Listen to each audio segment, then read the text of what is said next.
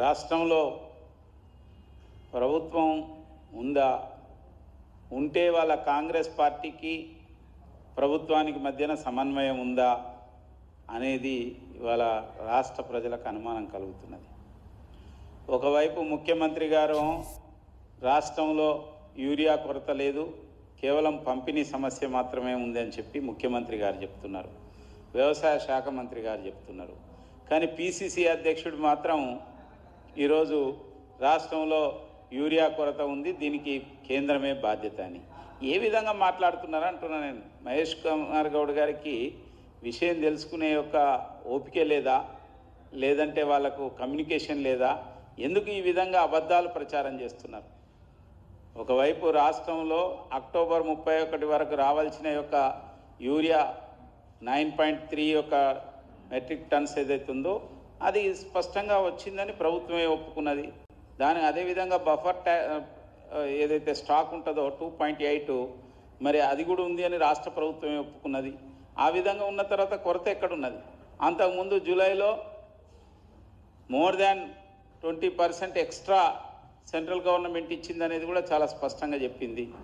కాబట్టి లోపం ఎక్కడుంది, విషయం ఎక్కడుందని తెలుసుకోవాల్సిన బాధ్యత పిసిసి ప్రెసిడెంట్ పైన ఉంది.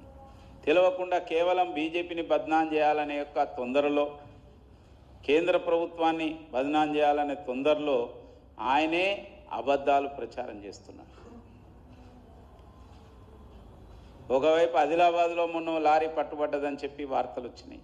మహబూబాబాద్లో ఎరువుల దుకాణం క్లోజ్ చేసుకొని పోయిందని వార్తలు వచ్చినాయి. ఇవాళ వికారాబాద్లో ఒక లారీ పట్టుబడ్డది. మరి ఏం జరుగుతున్నది రాష్ట్రంలో? ఎక్కడ బ్లాక్ మార్కెట్లకు పోతున్నది? ఎక్కడ పంపిణీలో ఎన్ని అవకతవకలు ఉన్నాయి? మీ అసమర్థ విధానాల కారణంగా మీ అసమర్థతను కప్పిపుచ్చుకోవడానికి కేంద్ర ప్రభుత్వం పైన, నరేంద్ర మోడీ ప్రభుత్వం పైన, బీజేపీ పైన ఆరిపోసుకోవడం ఎంతవరకు కరెక్ట్ అంటున్నా. ఇవాళ తెలంగాణ యొక్క రైతాంగం చాలా విజ్ఞులు.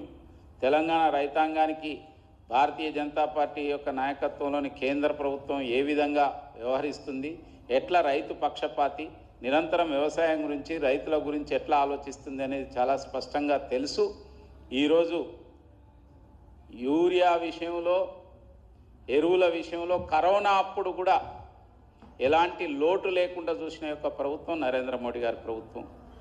అదేవిధంగా యుక్రెయిన్ అండ్ రష్యా వార్ వచ్చినప్పుడు కూడా ఎలాంటి లోటు రాకుండా చూసిన యొక్క ప్రభుత్వం నరేంద్ర మోడీ గారి ప్రభుత్వం. దేశంలో నూతనంగా 5 ఎరువుల ఫ్యాక్టరీలను పునరుద్ధరించి ఎరువులు అందుబాటులోకి తీసుకొచ్చిన ప్రభుత్వం నరేంద్ర మోడీ గారి ప్రభుత్వం. మన రాష్ట్రంలో ఇదే కాంగ్రెస్ పార్టీ ప్రభుత్వం గతంలో రామగుండంలో ఎరువుల ఫ్యాక్టరీని మూసేస్తే 6,300 కోట్ల రూపాయలు పెట్టి ఎరువుల ఫ్యాక్టరీలను తెరిపించి మరి పునరుద్ధరించి ఇవాళ అందుబాటులోకి తీసుకొచ్చిన ప్రభుత్వం నరేంద్ర మోడీ గారి ప్రభుత్వం. కాబట్టి ఎవరు ఇవాళ రైతులకు అనుకూలంగా ఉన్నారు, ఎవరు రైతుల విషయంలో నిర్లక్ష్య వైఖరితో ఉన్నారు, చాతకాని యొక్క అస్తవ్యస్తమైన యొక్క స్థితిలో ఈ కాంగ్రెస్ ప్రభుత్వం ఉంది. దాన్ని పిసిసి అధ్యక్షుడు తెలుసుకోవాలి. ఇప్పటికైనా మీ యొక్క మంత్రులతోని, మీ ముఖ్యమంత్రి గారితో మాట్లాడి వ్యవహరించండి అని చెప్పి నేను కోరుతున్నా. అదేవిధంగా ముఖ్యంగా ఇవాళ రాష్ట్రంలో కానీ దేశంలో కానీ ఏదైతే నెక్స్ట్ జనరేషన్ యొక్క జిఎస్టీ రిఫార్మ్స్ తీసుకొచ్చిందో నరేంద్ర మోడీ గారి ప్రభుత్వానికి ఇవాళ ప్రజలందరూ కూడా ఎంతో సంతోషంతో ఈరోజు హర్షం వెలుబుచ్చుతున్నారు. దాన్ని జీర్ణించుకోలేని కాంగ్రెస్ పార్టీ వాళ్ళు ఏం మాట్లాడనో తోయలేక ఒకవైపు తగ్గించాలని, రెండో వైపు రాష్ట్రానికి లోటు వస్తే ఎట్లా, తర్వాత మిగతా కంపెనీలు ట్రాన్స్ఫర్ చేస్తే మీ మంత్రి ఫైనాన్స్ మినిస్టరే చెప్పిండు తెలంగాణకు 7,000 కోట్లు నష్టం వచ్చే అవకాశం, అంటే 7,000 కోట్లు ఇక్కడ లాభం జరిగింది ప్రజలకని మీరే చెప్పిండ్రు కదా.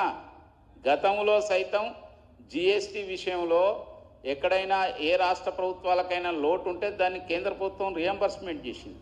అయితే ఆ తర్వాత ఒక 1-2-3 ఇయర్స్ తర్వాత అంతకంటే ఎక్కువ ఆదాయం వచ్చింది. కేంద్ర ప్రభుత్వం ఇవ్వవలసిన అవసరం లేని పరిస్థితులు ఉత్పన్నమైనాయి.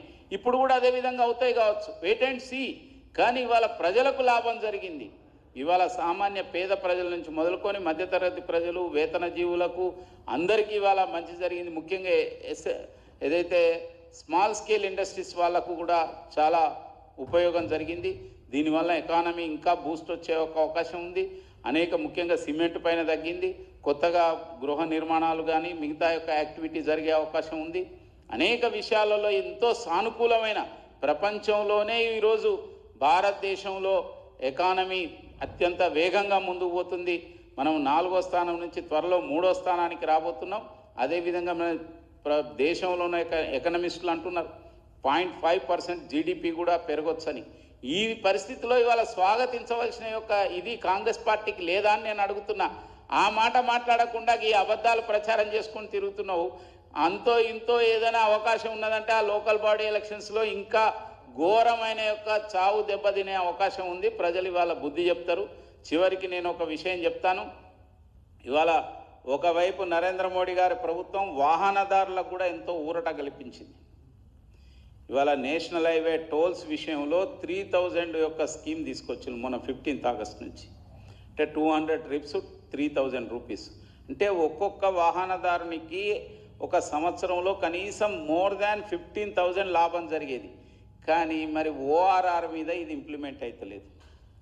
ఓఆర్ఆర్ అది కూడా నేషనల్ హైవే నంబర్ ఇచ్చింది దానికి, కానీ ఎందుకు ఇంప్లిమెంట్ అవుతలేదు? గత బీఆర్ఎస్ ప్రభుత్వం ఓఆర్ఆర్ను అమ్ముకున్నది. ఇవాళ ఒక్క టోల్ను దాటాలంటే 3000 కట్టిన వాళ్ళకు 15 రూపీస్ మాత్రమే అవుతుంది.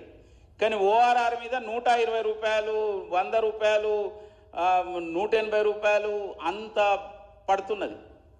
అదే కనుక నేషనల్ హైవేస్ కానీ లేకపోతే ఎక్స్ప్రెస్ హైవేస్ దేన్ని దాటినా కూడా 15 రూపీసే పడుతున్నది. 200 ట్రిప్స్ డివైడెడ్ బై 3000 రూపీస్ వేస్తే 15 రూపీస్ పడుతుంది. ఓఆర్ఆర్ ఎందుకు జరుగుతలేదు? అది ఇవాళ రేవంత్ రెడ్డి ప్రభుత్వం రాగానే ఏమన్నది, ఓఆర్ఆర్ మీద మేము సిట్ వేస్తాం, అదేస్తాం, ఇదేస్తాం అనేది. మరి ఏమైంది? ఎక్కడ కాంప్రమైజ్ అయిపోయింది? ఎక్కడ ఎంత ముట్టింది? ఏమైంది? ఆ కాంట్రాక్ట్ బీఆర్ఎస్ ప్రభుత్వము కమిషన్లు తీసుకొని కాంట్రాక్ట్లకు అమ్మేసుకుంటే మరి మీరేం చేసిందని నేను అడుగుతున్నా. ముందు దాని సంగతి ఏందో చెప్పు. కాంగ్రెస్ వాళ్ళు మీరు కనుక త్వరలో దీని విషయంలో కనుక చెప్పకపోతే ప్రజల నుంచి వచ్చే దీనికి మీరు బాధ్యత వహించవలసి వస్తుంది. ఇప్పటికైనా దాన్ని రివ్యూ చేయవలసిందే. ఎట్లయితే కేంద్ర ప్రభుత్వం ఇవాళ నేషనల్ హైవేస్ మీద అవకాశం ఇచ్చిందో అటువంటి స్కీమ్ను ఓఆర్ఆర్ మీద కూడా ఇంప్లిమెంట్ చేయాలని భారతీయ జనతా పార్టీ డిమాండ్ చేస్తుంది.